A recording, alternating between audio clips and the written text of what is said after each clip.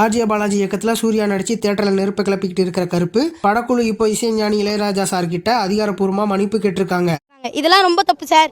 இவங்க பண்றதெல்லாம் என்ன சார், அக்கிரமமா இருக்கு சார். இவங்களாம் என்ன மேட்டர்னு தெரியுமா? படத்தோட ஒரு காட்சியில இளையராஜா சாரோட பாட்டு ஒன்று பிளே ஆகும். அப்போ அவங்க பாட்டை பயன்படுத்தியதால் இளையராஜா காப்பிரைட்ஸ் கேட்டு விட்டார் அப்படின்னு ஒரு நக்கல் வசனம் பேசியிருப்பாங்க. ஒரு அளவுக்கு மேல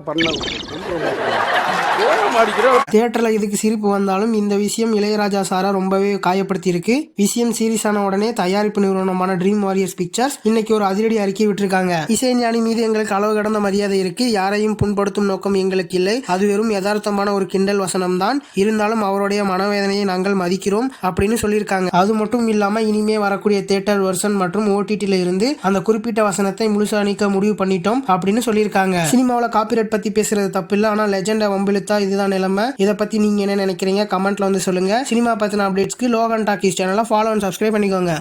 தேங்க்யூ.